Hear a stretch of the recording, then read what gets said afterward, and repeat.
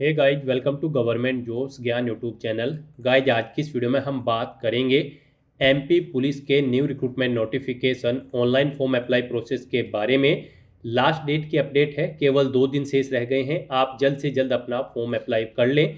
MP police ने यहाँ पर सूबेदार stenographer, assistant sub inspector, ASI ministerial के 500 खाली पदों को भरने के लिए नोटिफिकेशन रिलीज़ किया हुआ है। कैसे आप इस भर्ती में पार्टिसिपेट करने के लिए अपने फॉर्म अप्लाई कर सकते हो बिना कोई मिस्टेक किए हुए, इसकी पूरी जानकारी हम आपको स्टेप बाय स्टेप रजिस्ट्रेशन से लेकर प्रिंट तक इस वीडियो में देंगे।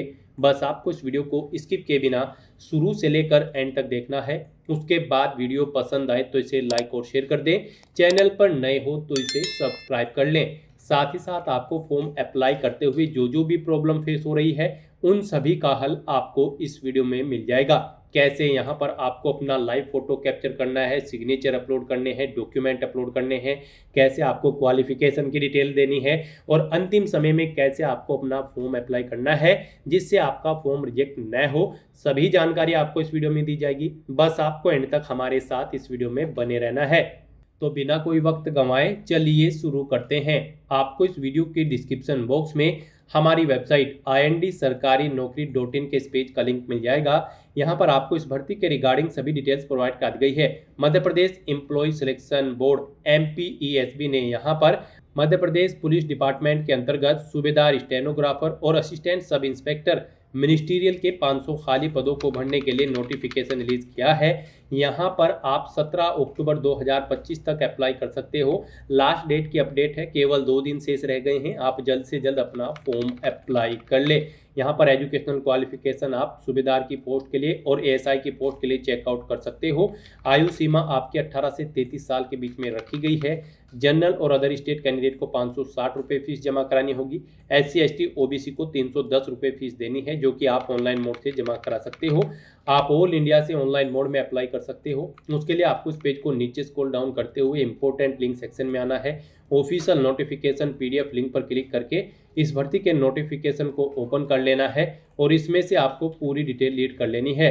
यहाँ पर आपको सभी डिटेल्स प्रोवाइड कर दी गई है, जैसे कि क्या पोस्ट का नाम है, कितनी उसके लिए नंबर ऑफ वैकेंसीज है, कैसे आप अप्लाई कर सकते हो, कब से कब तक आप अप्लाई कर सकते हो, क्या आपका एलिजिबिलिटी क्राइटेरिया होना चाहिए। पूरी जानकारी आपको इस नोटिफिकेशन में दे दी गई है। आप सभी डिटेल्स यहाँ से रीड करें, उसके बाद अपने फॉर्म अप्लाई कर लें।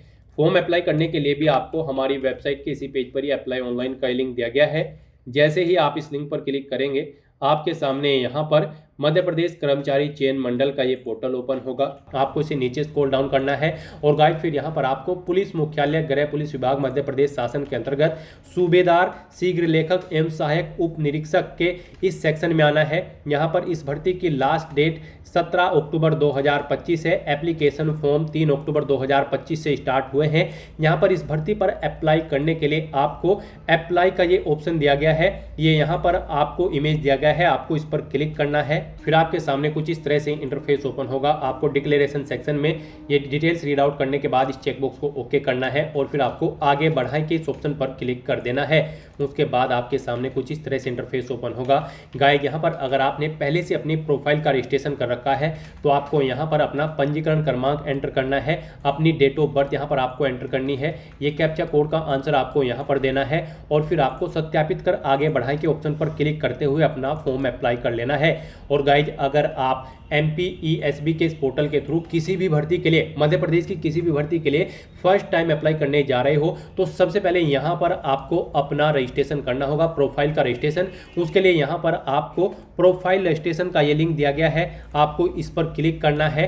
उसके बाद आपके सामने यहाँ पर कुछ इस तरह से इंटरफेस ओपन होगा। यहाँ पर अब आपसे पूछा गया है कि क्या आपके पास पूर्व में पंजीकृत प्रोफाइल ID है, तो यहाँ पर आपको नो ऑप्शन सेलेक्ट करना है, यानी कि नहीं ऑप्शन सेलेक्ट करना है अगर आपके पास ID नहीं है, आप फर्स्ट टाइम अप्लाई करने जा रहे हो इस पोर्टल के थ्रू।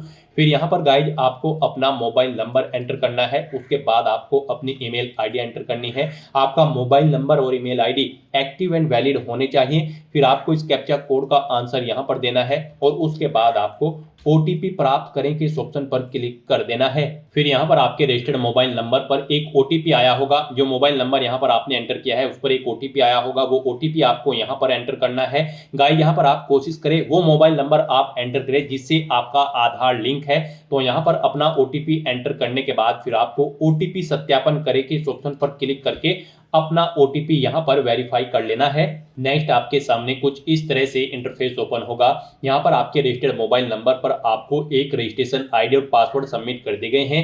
अब उनका यूज करते हुए यहाँ पर आपको लॉगिन करना है। यहाँ पर आपको अपनी रजिस्ट्रेशन आईडी एंटर करनी है, अपना प्रोफाइल पासवर्ड आपको एंटर करना है जो आपके मोबाइल नंबर पर सबमिट किया गया है। इस कैप्चा कोड का आंसर आपको यहाँ पर देना है और उसके बाद आपको फिर लॉगिन की स्टेप पर क्लिक कर देना है। नेक्स्ट यहाँ पर आपको अपना eKYC सत्यापन करना है।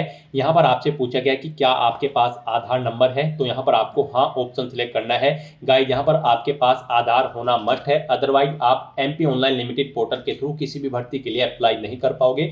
तो यहाँ पर आप हाँ ऑप्शन सिलेक्ट करें और फिर यहाँ पर आप ऑप्शन सिलेक्ट करें आप OTP के द्वारा अपना सत्यापन करना चाहते हैं या फिर बायोमेट्रिक स्कैन के द्वारा।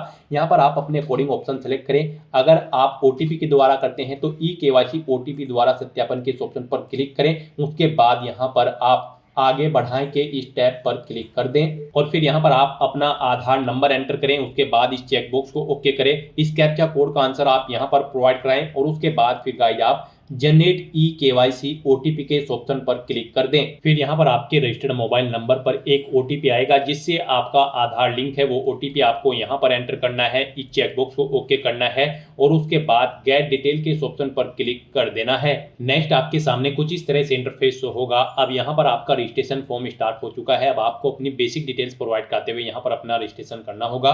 सबसे पहले यहाँ पर गाइड आपको अपना नाम एंटर करना है। उसके बाद यहाँ पर आपको अपना उपनेम यहाँ पर एंटर करना है। फिर यहाँ पर आपको अपने पिता या पति का नाम देना है, अपनी मदर का नाम आपको एंटर करना है।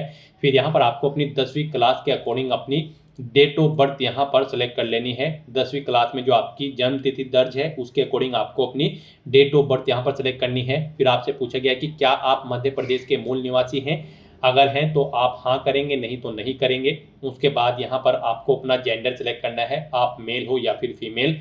फिर यहाँ पर आपको अपनी श्रेणी कैटेगरी सिलेक्ट कर लेनी है, आप रिजर्व कैटेगरी से SC ST OBC या फिर अनरिजर्व कैटेगरी से हैं, आप अपने अकॉर्डिंग यहाँ पर ऑप्शन सेलेक्ट कर लें। फिर यहाँ पर आपसे पूछा गया कि क्या आप आर्थिक रूप से कमजोर EWS श्रेणी के अंतर्गत आते हैं, अगर आप अनरिजर्व कैटेगरी कैंडिडेट हैं तो इसमें हाँ या नहीं आप ऑप्शन सेलेक्ट करेंगे।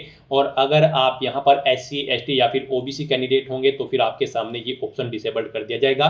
फिर यहाँ पर आपको अपनी हायर क्वालिफिकेशन सेलेक्ट कर लेनी है, यानी कि आपकी जो हाईएस्ट क्वालिफिकेशन है वो आपको यहाँ पर सिलेक्ट कर लेनी है। आपने यहाँ पर ग्रेजुएशन, पोस्ट ग्रेजुएशन या फिर 12वीं या फिर कोई इंजीनियरिंग डिग्री, डिप्लोमा, जो भी आपकी हायर क्वालिफिकेशन है वो यहाँ पर आपको सिलेक्ट कर लेनी है। फिर आपको अपने निवास का क्षेत्र यहाँ पर सिलेक्ट करना है, आप रूरल एरिया में रहते हैं या फिर अर्बन एरिया में यानी कि ग्रामीण या शहरी, आप अपने अकॉर्डिंग ऑप्शन सेलेक्ट करें। फिर यहाँ पर आपसे पूछा गया कि क्या आप दिव्यांग कैंडिडेट हैं और आपकी डिसेबिलिटी न्यूनतम 40% है, अगर है तो आप हाँ करेंगे, नहीं तो नहीं ऑप्शन सेलेक्ट करेंगे। हाँ ऑप्शन अगर आप सेलेक्ट करते हैं तो फिर यहाँ पर आपको अपनी दिव्यांगता का प्रकार सेलेक्ट कर लेना है और अगर आप दिव्यांग कैंडिडेट नहीं हैं तो सिंपली यहाँ पर आप नो ऑप्शन सेलेक्ट कर लेंगे। उसके बाद यहाँ पर आपको ये डिटेल प्रोवाइड नहीं करानी होगी। फिर यहाँ पर आपको अपनी वैवाहिक स्थिति का विवरण देना है। यहाँ पर आपसे पूछा गया कि क्या आप विवाहित हैं, अगर हैं तो आप हाँ करेंगे और यहाँ पर फिर आपको अपनी विवाह की तिथि सिलेक्ट करनी होगी और अगर नहीं है आप विवाहित तो आप नहीं ऑप्शन सेलेक्ट कर लेंगे। अगर आप विवाहित हैं तो यहाँ पर आपको फिर अपने जीवित बच्चों की संख्या देनी है, अंतिम बच्चे की जन्म तिथि यहाँ पर आपको सेलेक्ट करनी है, अंतिम बच्चा जुड़वा है तो आप हाँ करेंगे, नहीं तो नो ऑप्शन सेलेक्ट करेंगे। इस तरह से यहाँ पर आपको अपनी डिटेल देने के बाद फिर आपको अपनी एड्रेस की डिटेल यहाँ पर प्रोवाइड करनी है। यहाँ पर सबसे पहले आपको अपना मकान नंबर एंटर करना है, गली मोहल्ला गांव क्षेत्र कॉलोनी शहर या तहसील एंटर करनी है, अपना स्टेट आपको सेलेक्ट करना है, इसके अकॉर्डिंग आपको डिस्ट्रिक्ट यहाँ पर सेलेक्ट कर लेना है। फिर यहाँ पर आपको अपना पिन कोड एंटर कर देना है। इस तरह से यहाँ पर आपको अपने एड्रेस की डिटेल प्रोवाइड करनी है। फिर यहाँ पर आपको आपका मोबाइल नंबर और ईमेल आईडी ऑटोमेटिकली फिर मिलेगी जो आपने रजिस्ट्रेशन आईडी क्रिएट करते हुए प्रोवाइड कराई थी। अब यहाँ पर आपको आपकी बॉडी पर कोई कट या तिल का निशान है तो उस पैलेस का नाम यहाँ पर देना है। फिर आप परीक्षा में जब पार्टिसिपेट करेंगे उस समय अपना कौन सा फोटोयुक्त पहचान पत्र शो करेंगे वो यहाँ पर आपको सेलेक्ट कर लेना है, आधार कार्ड, पैन कार्ड या फिर ड्राइविंग लाइसेंस, उसका नंबर यहाँ पर आपको एंटर करना है। आपका आधार कार्ड नंबर आपको ऑटोमेटिकली यहाँ पर फिर मिलेगा। फिर आपको घोषणा पत्र में इस चेकबॉक्स को ओके करना है और उसके बाद गाइस आपको पंजीकृत करें कि इस ऑप्शन पर क्लिक कर देना है। नेक्स्ट यहाँ पर आपको अपना लाइव फोटो कैप्चर करना है, अपने सिग्नेचर अपलोड करने हैं, अपना handwritten declaration document upload करना है, अपनी जन्म तिथि का प्रमाण पत्र यहाँ पर आपको अपलोड करना है, अपना कास्ट सर्टिफिकेट यहाँ पर आपको अपलोड करना है अगर आप रिजर्व कैटेगरी से बिलोंग करते हैं। दिव्यांग कैंडिडेट हो तो आपको यहाँ पर दिव्यांगता का प्रमाण पत्र अपलोड करना होगा। इनके लिए आपको गाइडलाइन दी गई है, इन्हें ध्यान में रखते हुए आपको अपने डॉक्यूमेंट्स को आपको अपलोड करना है। यहाँ पर गाइस जब आप अपना लाइव फोटो कैप्चर करेंगे तो उस पैलेस पर प्रॉपर वे में लाइट होनी चाहिए और आपका सिंपल प्लेन बैकग्राउंड होना चाहिए जब आप अपना लाइव फोटो कैप्चर करेंगे। यहाँ पर जब आप अपना फोटो कैप्चर करेंगे तो आपको अपने चेहरे पर कोई मास्क नहीं लगाना है, चेहरे पर कोई चश्मा वगैरह नहीं लगाना है, कानों में ईयरफोन्स या ब्लूटूथ आपको नहीं लगाने हैं। सीधा फॉरवर्ड आपको कैमरे की तरफ देखना है और अपना लाइव फोटो कैप्चर कर लेना है। यहाँ पर आपको ये कुछ इंस्ट्रक्शन दी गई हैं आपके इन डॉक्यूमेंट्स को अपलोड करने के लिए। आपको इन्हें रीड करना है और उसके बाद अपने डॉक्यूमेंट्स यहाँ पर आपको अपलोड करने हैं। जब यहाँ पर आप अपना लाइव फोटो कैप्चर करेंगे तो यहाँ पर आपके पास इसे कैप्चर करने के लिए दो ऑप्शन हैं। आप यहाँ पर वेब कैमरा के थ्रू अपना फोटो कैप्चर कर सकते हैं या फिर QR कोड को स्कैन करते हुए अपने मोबाइल फोन से भी आप अपना फोटो कैप्चर कर सकते हैं। यहाँ पर वेब कैमरा के थ्रू जब आप अपना फोटो कैप्चर करेंगे तो आप फोटो कैप्चर के इस ऑप्शन पर क्लिक करेंगे और अपने वेब कैमरा के थ्रू यहाँ पर आप अपना लाइव फोटो कैप्चर कर लेंगे। अगर QR कोड के थ्रू अपना फोटो कैप्चर करना चाहते हैं तो आप जनरेट QR के इस ऑप्शन पर क्लिक करें। ये QR कोड आप अपने मोबाइल फोन से स्कैन करें, जो भी आपके मोबाइल फोन में QR कोड रीड करने की एप्लीकेशन होगी उसके थ्रू आप इसे स्कैन करें और अपना लाइव फोटो यहाँ पर कैप्चर कर लें। उसके बाद गाइस यहाँ पर आपको इस चेकबॉक्स को ओके करना है कि मुझे अपना फोटो हस्ताक्षर उचित स्थान पर सही और स्पष्ट दिखाई दे रहा है। फिर यहाँ पर आपको अपने सिग्नेचर अपलोड करने हैं। सिग्नेचर अपलोड करने के लिए भी आपको ब्राउज के ऑप्शन पर क्लिक करना है, फाइल को सेलेक्ट कर लेना है और अपने सिग्नेचर यहाँ पर आपको अपलोड कर देने हैं। उसके बाद आपको अपना handwritten declaration document upload करना है। उसके लिए भी यहाँ पर आपको ब्राउज के ऑप्शन पर क्लिक करना है, फाइल को सेलेक्ट कर लेना है और अपना handwritten text declaration document यहाँ पर आपको अपलोड कर देना है। उसके बाद आपको इन चेकबॉक्सेस को ओके कर देना है कि आपको आपके हस्ताक्षर और हस्तलिखित टेक्स्ट उचित स्थान पर सही और स्पष्ट दिखाई दे रहे हैं। और उसके बाद फिर गाइस यहाँ पर आपको upload photo signature handwritten text के इस टैब पर क्लिक करते हुए अपने इन तीनों डॉक्यूमेंट्स को यहाँ पर अपलोड कर देना है। उसके बाद फिर यहाँ पर आपको अपनी जन्म तिथि का प्रमाण पत्र अपलोड करना है। इसमें आप अपनी 8वीं या फिर 10वीं या फिर 12वीं का सर्टिफिकेट या फिर रिजल्ट अपलोड कर सकते हैं।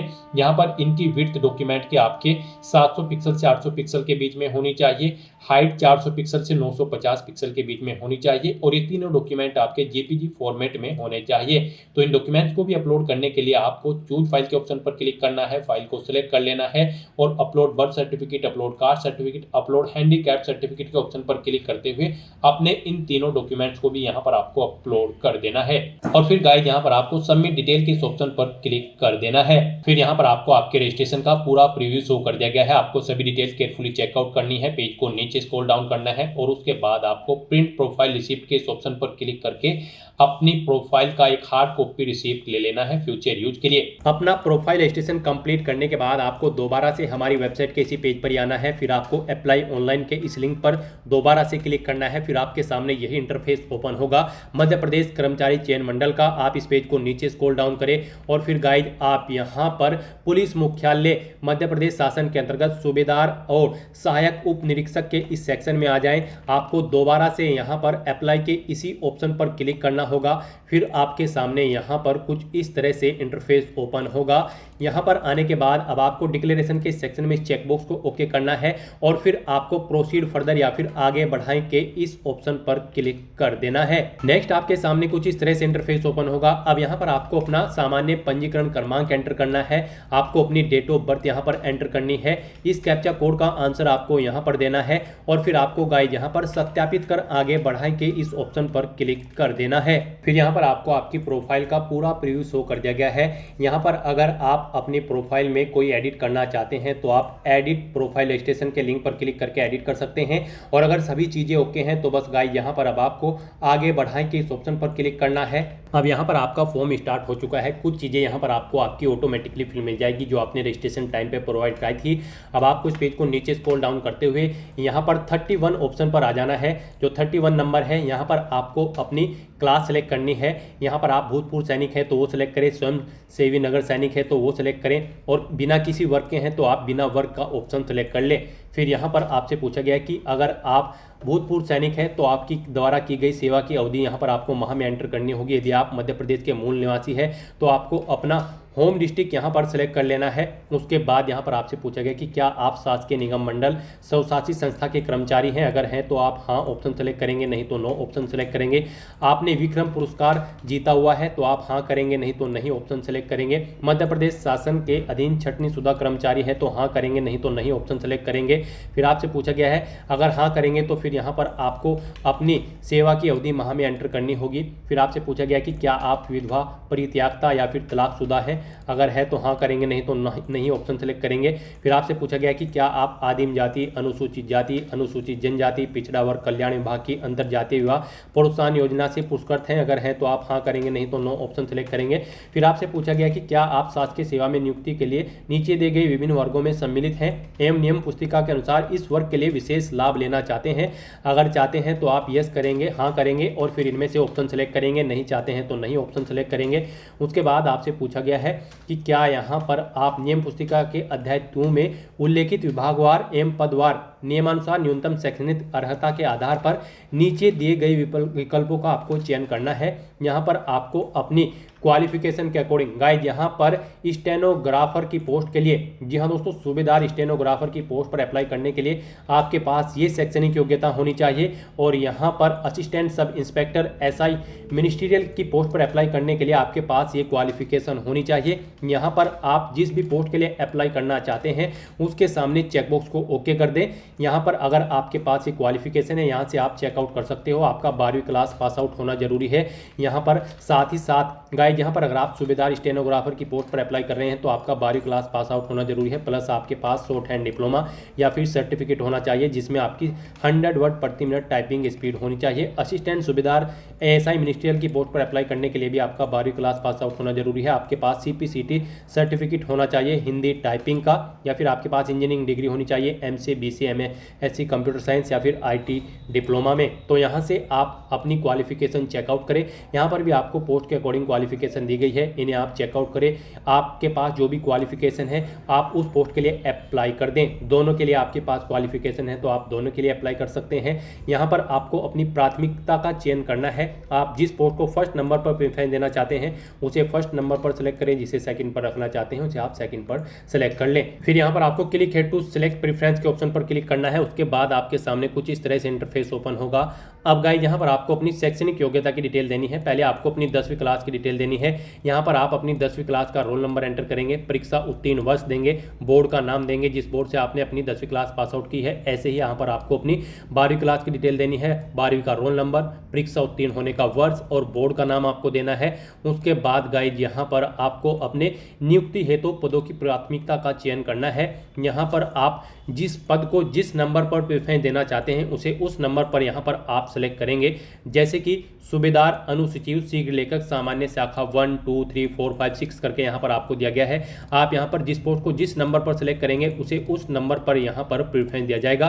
तो यहाँ पर आप अपनी पोस्ट का प्रेफरेंस अपने अकॉर्डिंग सेलेक्ट करें। उसके बाद यहाँ पर आपसे पूछा गया है कि क्या आप मध्य प्रदेश के मूल निवासी है। केवल अनारक्षित बिना वर्ग ओपन श्रेणी में ही परिवणिता के आधार पर आपको अपना स्थान प्राप्त होगा तथा उन्हें किसी प्रकार की छूट की पात्रता नहीं होगी। तो यहाँ पर आपसे पूछा गया है कि क्या आप ये सुनिश्चित कर लें कि आप नियम पुस्तिका के अध्याय 1 के बिंदु 11 के अनुसार दी गई न्यूनतम शारीरिक अर्हता रखते हैं, यानी कि जो शारीरिक रिक्वायरमेंट है वो आपके पास है। यहाँ पर गाइज सूबेदार स्टेनोग्राफर की पोस्ट पर अप्लाई करने के लिए मेल कैंडिडेट की हाइट 162 सेंटीमीटर होनी चाहिए, फीमेल की 152, और असिस्टेंट सब इंस्पेक्टर एसआई की पोस्ट पर अप्लाई करने के लिए मेल कैंडिडेट की हाइट 162 सेंटीमीटर है और फीमेल की 152 सेंटीमीटर है। तो यहाँ पर अगर आप छूट चाहते हैं तो यस करेंगे, नहीं तो नहीं सही ऑप्शन सेलेक्ट करेंगे। उसके बाद यहाँ पर आपसे पूछा गया कि क्या आप आवेदित पद समूह के लिए न्यूनतम शैक्षणिक अर्हता रखते हैं। तो यहाँ पर आपको हाँ ऑप्शन सेलेक्ट करना है। फिर आपको आवेदक का आधार कार्ड नंबर अनिवार्य है, वो यहाँ पर आपको एंटर करना होगा। फिर यहाँ पर आपको अपना परीक्षा का शहर प्राथमिकता सेलेक्ट करनी है, यानी कि आपको अपना एग्जामिनेशन सेंटर सेलेक्ट करने हैं। 4 चॉइसेस आपको दी गई है, आप अपनी चॉइस के अकॉर्डिंग यहाँ पर 4 एग्जामिनेशन सेंटर सेलेक्ट करें। यहाँ पर आप जिसे फर्स्ट नंबर पर सेलेक्ट करेंगे उसे फर्स्ट नंबर पर आपको प्रेफरेंस दिया जाएगा, जिसे सेकंड थर्ड फोर्थ पर सेलेक्ट करेंगे उसे सेकंड थर्ड फोर्थ पर आपको यहाँ पर प्रेफरेंस दी जाएगी। तो यहाँ पर आप अपने 4 एग्जामिनेशन सेंटर सेलेक्ट करें। फिर घोषणा पत्र में आप ये डिटेल्स रीड आउट करें, उसके बाद इस चेकबॉक्स को ओके करें और फिर गाइड यहाँ पर आप आगे बढ़ाएं के इस ऑप्शन पर क्लिक कर दें। नेक्स्ट यहाँ पर आपको अपने डॉक्यूमेंट अपलोड करने हैं। गाइड यहाँ पर आपको अपना डोमिसाइल सर्टिफिकेट अपलोड करना है। फिर यहाँ पर आपको अपने शैक्षणिक योग्यता के दस्तावेज अपलोड करने हैं, यानी कि 10वीं 12वीं की सर्टिफिकेट और मार्कशीट। और फिर यहाँ पर आपको अपना स्टेनोग्राफर संबंधी जो दस्तावेज है, यानी कि टाइपिंग टेस्ट का जो अगर आपके पास सर्टिफिकेट है वो आपको अपलोड करना है। CPCT सर्टिफिकेट जो आपके पास है वो आपको अपलोड करना है। इनके लिए आपको गाइडलाइन दी गई है। यहाँ पर आपके ये डॉक्यूमेंट की जो विड्थ है वो 700 पिक्सल से 800 पिक्सल के बीच में होनी चाहिए। हाइट उनकी 400 पिक्सल से 950 पिक्सल के बीच में होनी चाहिए। यहाँ पर आप चेकआउट कर सकते हो, विड्थ उनकी 700 पिक्सल से 800 पिक्सल और हाइट 400 पिक्सल से 950 पिक्सल के बीच में होनी चाहिए। और यहाँ पर आपके ये डॉक्यूमेंट JPG फॉर्मेट में होने चाहिए। यहाँ पर इनका साइज 150 KB से कम होना चाहिए। तो अपने इन डॉक्यूमेंट्स को अपलोड करने के लिए आपको चूज फाइल के ऑप्शंस पर क्लिक करना है, फाइल को सिलेक्ट कर लेना है और अपलोड के ऑप्शंस पर क्लिक करते हुए आपको अपने इन सभी डॉक्यूमेंट्स को यहाँ पर अपलोड कर देना है। उसके बाद गाइज फिर यहाँ पर आपको सबमिट डिटेल के इस टैब पर क्लिक कर देना है। नेक्स्ट आपको आपके एप्लीकेशन फॉर्म का पूरा प्रीव्यू शो कर दिया गया है। आपको सभी डिटेल्स केयरफुली चेकआउट करनी है, पेज को नीचे स्क्रॉल डाउन करना है और यहाँ पर गाइज अब आपको प्रिंट के इस ऑप्शन पर क्लिक करके अपने एप्लीकेशन फॉर्म का एक हार्ड कॉपी प्रिंट आउट ले लेना है। और अब यहाँ पर आपको अपना फीस पेमेंट करना है। उसके लिए आपको प्रिंट लेने के बाद आपको प्रोसीड टू पेमेंट के इस टैब पर क्लिक करना है। प्रिंट लेने के बाद ही आपके सामने प्रोसीड टू पेमेंट की टैब एक्टिव होगी। तो पहले आप प्रिंट लें और फिर प्रोसीड टू पेमेंट के इस ऑप्शन पर क्लिक कर दें। अब यहाँ पर आपको अपना फीस पेमेंट करना है। ऑनलाइन मोड से आप अपना फीस पेमेंट कर सकते हैं। फीस पेमेंट के लिए यहाँ पर आपके पास कई ऑप्शन हैं। आप नेट बैंकिंग के थ्रू फीस पेमेंट कर सकते हो, डेबिट कार्ड, क्रेडिट कार्ड के थ्रू या फिर UPI के। आपके लिए यहाँ पर सबसे बेस्ट और इजी ऑप्शन UPI का रहेगा। आप UPI के इस ऑप्शन पर क्लिक करें। UPI में भी आपके पास दो ऑप्शन है। आप पेटीएम के थ्रू फीस पेमेंट कर सकते हो या फिर PayGov India NDML for government of India, इस ऑप्शन के थ्रू आप अपना फीस पेमेंट कर सकते हैं। आप किसी भी ऑप्शन पर क्लिक करें, फिर यहाँ पर आपको आपकी कैटेगरी के अकॉर्डिंग एप्लीकेशन फीस का अमाउंट शो कर दिया जाएगा। आप यहाँ पर एप्लीकेशन फीस का अमाउंट चेकआउट करें और उसके बाद गाइज आप सबमिट के इस टैब पर क्लिक करें। नेक्स्ट आपके सामने ये QR कोड शो होगा। आप इसे अपने UPI से स्कैन करें और अपना फीस पेमेंट कर दें। सक्सेसफुली फीस पेमेंट करने के बाद आपका फॉर्म सबमिट हो जाएगा, उसकी सभी टास्क कंप्लीट हो जाएगी। उसके बाद आप अपने एप्लीकेशन फॉर्म का एक फाइनल प्रिंट आउट ले सकते हैं। तो दोस्तों ऐसे आप मध्य प्रदेश पुलिस की इस भर्ती के लिए अपने फॉर्म अप्लाई कर सकते हो बिना कोई मिस्टेक किए हुए। आज की इस वीडियो में बस इतना ही। आई होप ये वीडियो आपको पसंद आई होगी। अगर पसंद आई हो तो इसे लाइक और शेयर करें। चैनल पर नए हो तो इसे सब्सक्राइब कर लें। Thanks for watching.